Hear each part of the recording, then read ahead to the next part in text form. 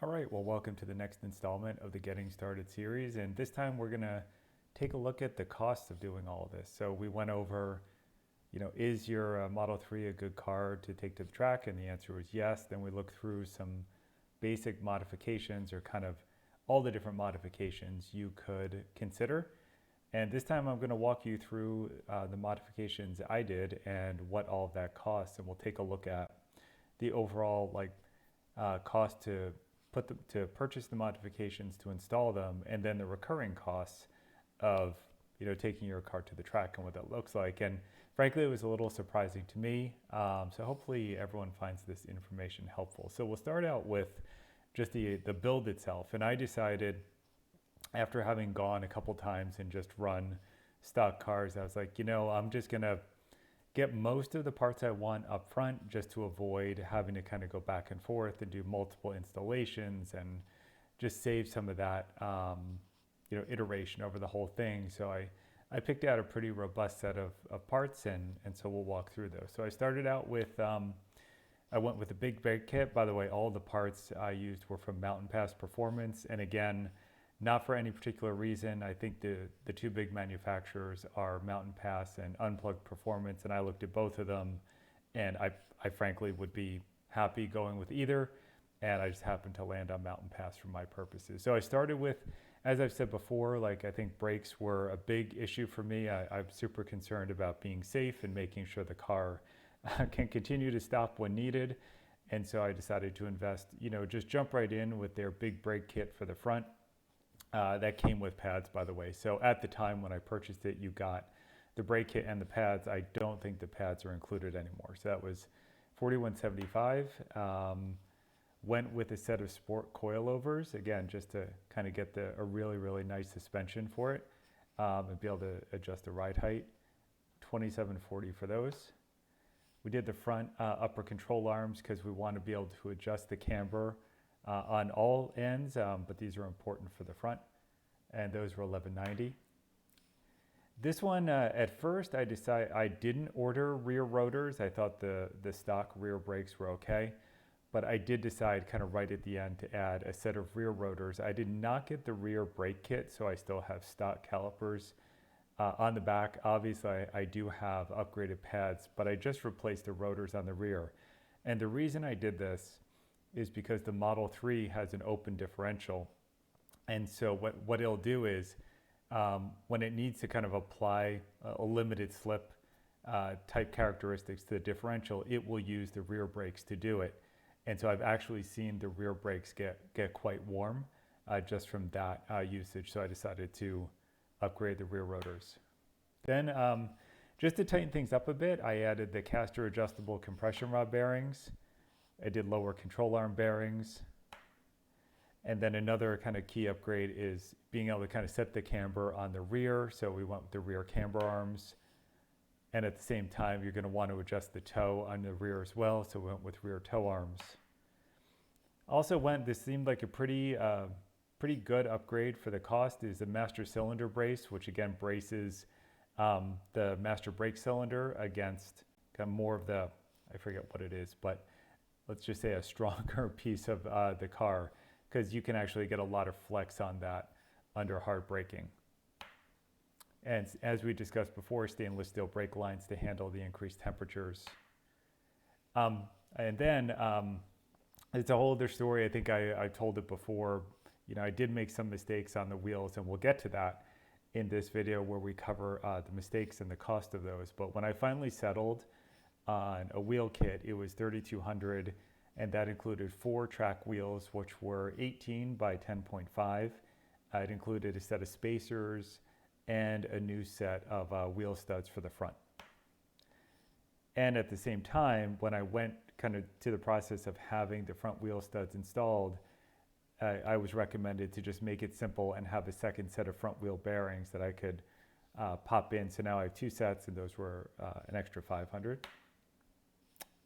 As I said, the StopTech Big Brake Kit came with pads, but I did need new pads for the rear. I got a set of Carbotech pads ordered from Martian Wheels, since they had the configuration which fits the Model 3, and so the rear pads were $486.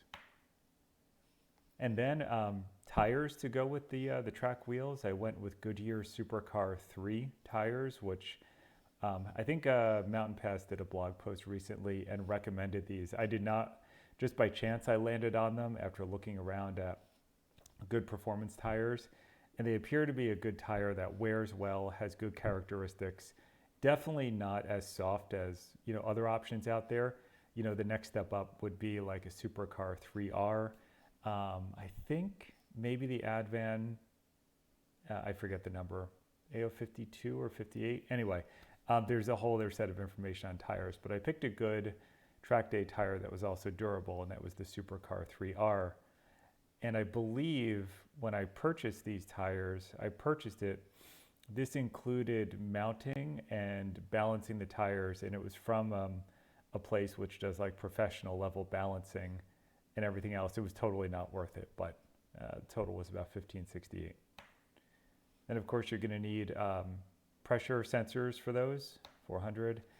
And the overall installation cost for this from a local shop was $42.31. And this included a couple trips to get all of the stuff installed, to go back and have the front studs installed and a few other things. So that was the total there. And then I kind of mentioned this before, but I did need a number of tools just to kind of take care of the car at home. And this included jacks, it included jack stands, and those were the big expenses, and then various torque wrenches and other pieces, etc. And by the way, one thing I did notice on the tooling, when you get the Tesla lowered, if you want to use jack stands, so I have a set of things I'll do a separate video on called Wren stands, I believe, was the original name of them. Very, very nice. A set of 4 of them is about $1,000. But once you get your car lowered, because it is so low, you actually need two jacks just to get the kind of jack stand pieces under the car. So that drove up the overall cost. And just, very shipping costs for all these parts, amounted to about $480, probably a little bit more. And then the next piece is kind of the safety equipment you want to invest in. And I mentioned I tend to take the safety side pretty seriously, so I made some heavier investments here. And I'll just flip over real quick to show you what I decided to do. So I made 3 kind of key investments. Obviously, you need to have a helmet. It's required at most events. And I just picked a basic Simpson helmet. I didn't get anything carbon or anything else, just something reasonable. If you're only wearing it for 20 or 30 minutes at a clip, didn't think the investment in the carbon helmet was worth it. And so this was, there you go, about $400. Next, and this is a debatable point, I did decide to go with what is essentially a Hans device that, it's a head and neck restraint, which keeps basically your head from not moving too far forward in relation to your body if you were to get into an accident. Now, you'll see some people using these at the track, some not. It seems to be a mix. And, my feeling on it was like, hopefully kind of in the environments we're in, an accident would be highly unlikely, but I felt like this was kind of worth the additional investment just to be super safe. And so this, these are not cheap. So this was, so $637. And I will say I do enjoy wearing it. It keeps you feel kind of very connected. It's not restricting at all once you get kind of the tether set up right so your head moves. So it's not a big deal to put on and wear. And I don't even take it off when I'm just like walking around. It's really easy to keep on. And then the final piece of safety equipment I did invest in was a harness. And I went with this Schroth QuickFit Pro. And so this can be installed in a car using the standard seatbelt system. So you need to do a little bit of work to get it to fit and put the mount points in on your seat and then on the back seat. But what it does is it attaches in the front seat and then kind of goes through under your headrest and goes back to your rear mount seat points. And the version of this for the BMW E90 fits the Tesla Model 3 just fine. I can put up another video about that. So I got this because what you'll find is the standard seatbelt, you're moving around quite a bit. It does not hold you in, and this thing can really hold you in place, and you'll feel much more connected to the car and much more able to just kind of focus on driving and not worry about sliding around or, holding yourself in place. So those are the 3 investments I made in safety. And we'll go back. All right. And so that was a grand total, just a fixed investment to get everything where I wanted to, $24,664. So definitely not cheap, but that was how I decided to go about it.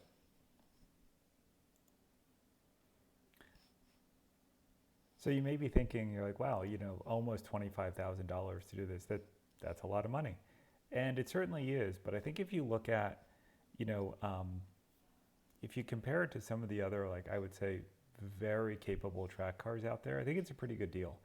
And so I'm going to show you some comparisons. These may not be totally fair or complete, but this is based on what I have seen at the track and kind of the rough performance range I think the Model 3 gets into. And so definitely not, like I said, not the perfect comparison, but I'll give you a sense of things. So, just as a starting point, if you were to get a new Model 3 performance today, it's looking at like, let me see if I can get my total cost here.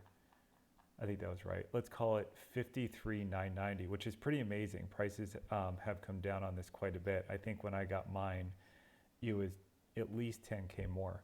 But you're starting at like $53,990. If you put $24,664 into it, you're looking at $78,654. So let's just round up and call it $80,000 to make it reasonable. Now, you'll see at the track, you'll see people with Mazdas, hot hatches, all kinds of things.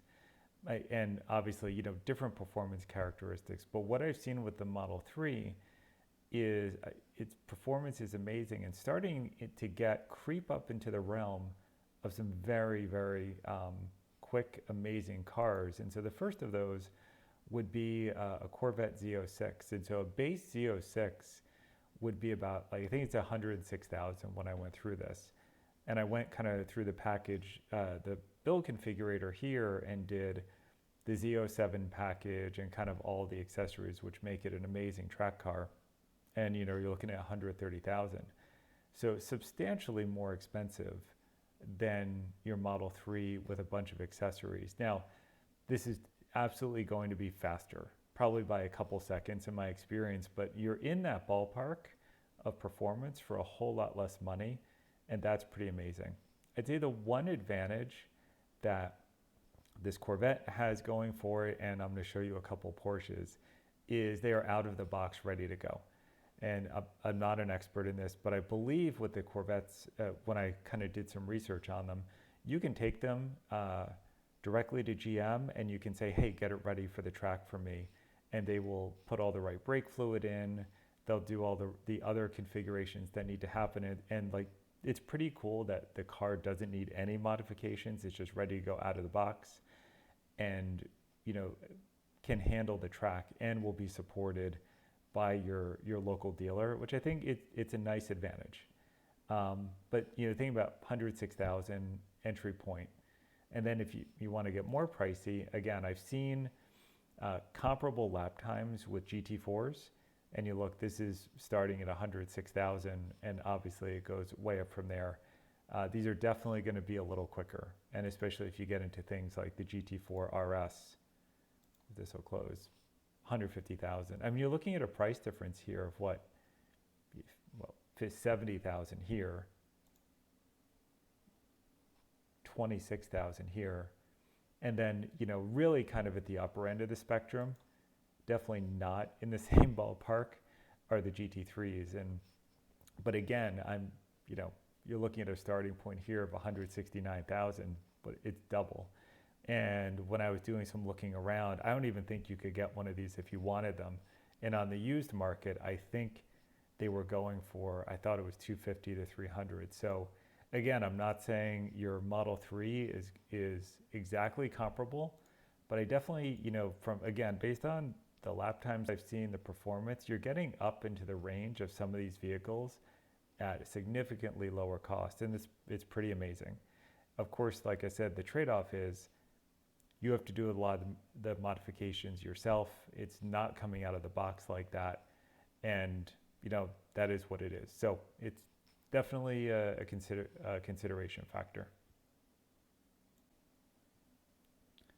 All right, so now that we've gone over kind of your fixed costs, your one-time costs, ideally, let's go over a couple scenarios for your ongoing cost of going to the track. I'm going to go over two scenarios. One is assuming you're going to go 10 days a year. The other is half that at 5 days a year. And these are probably a little on the high side, but they'll show you some points that you can consider that really drive the cost one way or the other. So we'll start with kind of the 10-day model. And in that, assume you're going 10 days a year, and you assume each track day is the entrance fees are about $200. Now, around where I am, I've seen a variety of like $150 to about $299, depending on the location, the type of day, etc. And this is just for one day.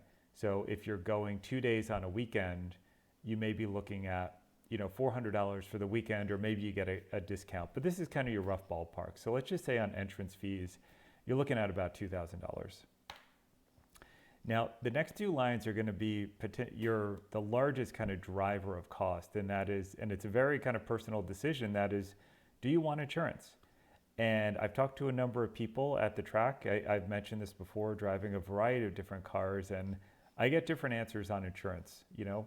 Some have none, some definitely have insurance, and I've kind of gone back and forth on this. But I did ultimately decide to purchase a policy that gives me unlimited coverage for the year, like unlimited track days, and for one fee. And I think I got coverage for a little bit less than the value of the vehicle. And so for a year of that was $3,917. And then I did decide to get additional liability protection just in case. And that was an additional $1,057. So you can see right away, depending on your personal risk tolerance, there's a lot of money to be saved right there. Okay, next, you'll have to do, again, the Tesla is pretty low maintenance, but there is a few things you'll need to do. You will be running racing brake fluid, and I assume you're going to need to change that about twice a year, maybe more depending on the fluid you're using. And I just assume that's like about $100 per change. I also assume that you are doing the work yourself here. Next up, you may or may not need tires. I think, again, if you go for a very soft compound, you may need a couple sets a year if you're going for 10 days. But so I just threw in, let's assume one set of tires for the season, $1,500. And again, you may or may not need brake pads, depending on many factors, but just to be safe, I threw it in, and $1,000.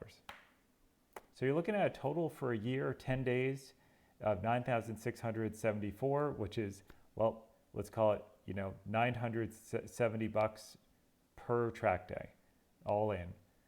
Definitely not cheap. And again, I think this is definitely on the upper end. If you want the insurance, if you're running soft tires, maybe you're running softer, more performant brake pads as well, I think there's definitely an opportunity to bring down the cost, but this just gives you a sense of, what it could look like at the higher end. Of course, if you're going more often, maybe you can fit in 20 days, you can see how the cost would scale. Now for the next model, we're gonna look at something a tad more conservative, and we're gonna look at, just you can fit in 5 days. And so I'll just kind of put it right out there. This one's a little easier. So again, we're assuming $200, per, you go 5 times $1,000. And for this model, instead of assuming you purchase one policy for the year, I assumed you purchase daily policies. And I've done that in the past as well. So I pulled some of my own information, and a policy for a day was about $388. So $1,940 for the year. Still going to need to change your brake fluid because that's more based on time, not use, and you might need a set of tires. But if you don't need it once a year, maybe every other year, and you're looking at a total of $46.40. So that gives you a sense of kind of what your recurring cost is to take your Tesla to the track regularly. And finally, I thought it'd be fun to look at some mistakes I made along the way. where I wish I had known more, and it definitely, cost me some money. So I hope in sharing this, I can, save you from making some mistakes as well. So I have mentioned this before, but it was definitely kind of in the getting the wheels right. So I'll just kind of run through the costs. So I bought a really nice set of forged 18-inch wheels, which I previously shared. I was told they would fit the Model 3 just fine, but they did not. They absolutely did not fit. They did not clear the rear motor for the parking brake. So I spent $35.27 on those wheels. I couldn't return them because, guess what?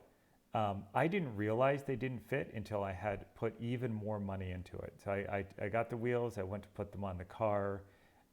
The studs didn't fit, so I had the wheels machined just a little bit to get the studs to fit. It was only after that machining that I found out they did not clear the parking brake. So at that point, I have a very used wheel. I think I'd had tires mounted at that point as well, and there was no way these are going back. So that's a whole bunch of money out the window. Fortunately, I was able to resell them. I think I resold them on eBay and was able to get a reasonable amount back. I honestly just focused on moving them rather than getting the optimal price. So if you look right on the wheels themselves, I lost $1,000 and $500 on kind of the machine work.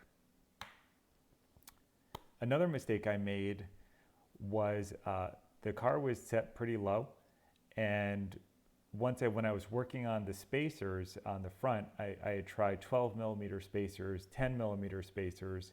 So I was driving around with 10 millimeter, 12 millimeter spacers on, track tires. The fit was very, very tight to the fenders. And I think I was turning and hit a bump, and long story short, the tire actually hit one of the front fenders, and it took quite a chunk out of it. I'll see if I can put a picture in of that. The tire looked fine. It was kind of right on the edge, and I wasn't sure if it was still usable, and I asked around and got different answers if it was still track worthy, and out of an abundance of caution, I ended up replacing that tire. So there you go, another Supercar 3 tire for about $400. And this was also completely unexpected, but when you replace kind of the front suspension pieces, your ABS sensor wires need to be rerun. And when that happened, the installer didn't either run them correctly, or they actually, I'm not sure, maybe they came off the mount points. So the sensor wires, let me back up.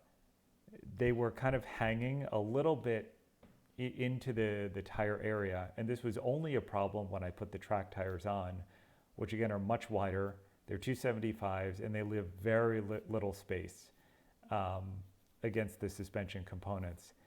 And I ended up rubbing through the ABS sensor wires. I had no idea it had happened until I came back from the track. I was driving around the next day, and that's when one of them broke. And all of a sudden, the ABS system fails. By the way, all regen fails at the same time. And I think for some reason, your power steering gets significantly decreased. So that was a surprise when you're driving down the road. The good news is the car is still totally drivable. It actually drives a lot more like an old gas car without the regen and the heavy steering. But I had to get that fixed. It was about $500 for Tesla to fix it. And I will say there was a kudos to Tesla. I took it in. They obviously had seen a lot of work was done on the car, had no problem fixing it.